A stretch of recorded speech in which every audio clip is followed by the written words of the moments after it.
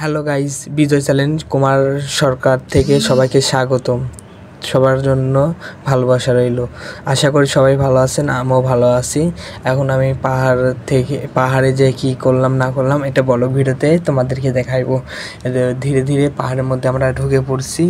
দেখো ঝর্ণার পানি, আমি ঈশা আর হৃদয় তিনজন হাঁটতে হাঁটতে যাচ্ছি। পাহাড়ের অনেকটা গভীরে গিয়েছি। দেখো জঙ্গল ছাড়া আর কিছু নাই, শুধু জঙ্গল আর জঙ্গল। আর ফলের গাছ আছে দু একটা। এই দেখো আমের গাছ, ওরা দুজন আম পারছে, আমাকে দেয় নাই। এখন আমও একটা পারবো, গাছ দেখে আম পারবো। জানি মানুষ দেখলে অনেক বকা দেবে, তাও পারবো। পাহাড়ে আসে খাইতে মজা লাগে। এই দেখো পাকা কাঁঠাল প্রকৃতির মাঝে নীরবে। দেখো আমরা পাহাড়ে উঠছি, পাহাড়ে উঠে কাঁঠালটা খাইবো। পাহাড়ে উঠছি, অনেক অনেক উঁচু পাহাড়, পাটা ব্যথা হয়ে গেছে। পাহাড়ে উঠে আবার পাহাড়ের নিচে চলে আসলাম। এখন পাহাড়ের আরও গভীরে ঢুকবো। গভীরে ঢুকে কি করলাম না করলাম এটা তোমাদের মধ্যে তুলে ধরবো। দেখো লিচু পাইছে। লিচু গাছে মাত্র একটা লিচুই ছিল, আর লিচু নাই। আমি বলেছি ওটা আমাকে দিয়ে দে, তোর খাওয়া লাগবে না। আর ঈশা দেখো পিছন থেকে জুতা নিয়ে হেঁটে আসছে। আস্তে আস্তে অনেক গভীরে, পাহাড়ে গভীরে ঢুকে গেছে। দেখো গাছ ছাড়া আর কিছু নাই, একটা মানুষও নাই।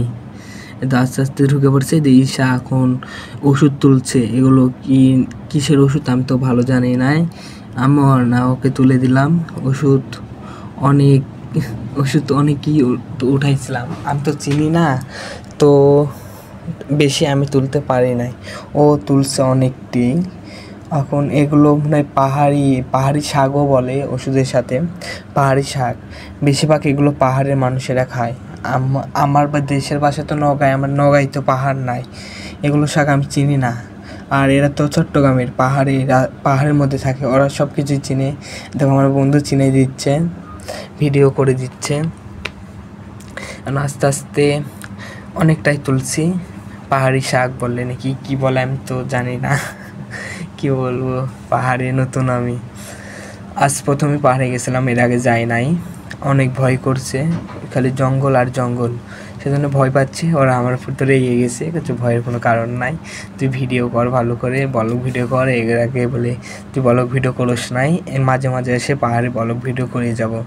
এ কথা শুনে আমার অনেকে ভালো লাগে। বন্ধুরা আমাকে সাপোর্ট করে, আমি ভিডিও করি। এটা সময় ওরা আমাকে ক্যামেরাও ধরে দেয়। যত ভিডিও দেখো ওরা কিন্তু আমাকে ক্যামেরা করে দেয়। এখানে আসলাম, কয়েকটা পিক উঠাইবো। এখন পিক উঠাইবো, আমরা ক্যামেরাম্যানটাই নাই। আর নয় যে পিক উঠাইলাম, তাও কি মনে হয়েছে জানি না, ভালো হয় নাই। আমি চলে যাব বাসায়, অনেকটা হয়ে গেছে, সন্ধে লেগে গেছে।